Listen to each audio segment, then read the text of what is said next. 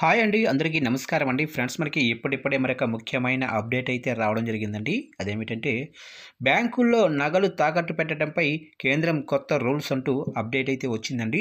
అయితే ఇందుకు సంబంధించిన పూర్తి వివరాలైతే మన వీడియోలో తెలుసుకుందామండి.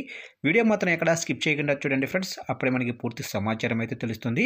ఇక ముఖ్యంగా లైక్ చేయండి ఫ్రెండ్స్. లైక్ చేయడం వల్ల మనకు తెలిసిన ఇన్ఫర్మేషన్ మరికొంతమందికి అయితే తెలిసే అవకాశం ఉంటుంది. లైక్ చేయండి ఫ్రెండ్స్. లేట్ చేయకుండా టాపిక్లోకి వెళ్ళిపోదాము.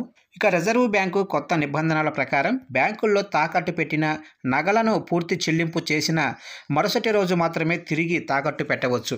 ఇక వడ్డీని మాత్రమే చెల్లిస్తూ అదే రోజున రుణాన్ని తిరిగి తనఖా పెట్టడం సాధ్యం కాదని కూడా పేర్కొంది. ఇక దీనివల్ల రుణగ్రహీతలు మొత్తాన్ని తిరిగి చెల్లించాల్సిన పరిస్థితి ఏర్పడింది.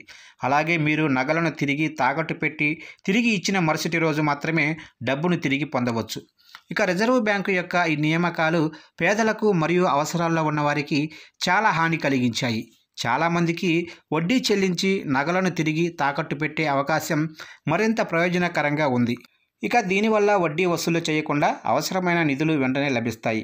బంగారం ధర రోజురోజుకు పెరుగుతున్నందున అదనపు నిధులు పొందే ముందు రుణ మొత్తాన్ని తిరిగి చెల్లించాల్సిన భారం ఎక్కువగా ఉంటుంది. బంగారు ఆభరణాలపై వడ్డీని మాత్రమే చెల్లించడం ద్వారా మీరు డబ్బును ఆదా చేయవచ్చు. 3 లక్షల రుణం తీసుకున్న వ్యక్తి దానిపై వడ్డీని మాత్రమే తిరిగి చెల్లించగలడు. కానీ ఇప్పుడు ఆ డబ్బులు మొత్తం 3 లక్షలు పూర్తిగా చెల్లించిన తర్వాత మరుసటి రోజు మాత్రమే మీరు మళ్ళీ నగల రుణం తీసుకోగలరు. ఇక ఈ మార్పు ఆర్థిక వనరులను తీవ్రంగా ప్రభావితం చేయటమే కాకుండా ప్రజలు అధిక వడ్డీ రేట్లకు, అనధికారిక రుణాలు లేదా ప్రైవేటు వ్యక్తుల నుండి రుణాలు తీసుకునే పరిస్థితిని కూడా సృష్టిస్తుంది.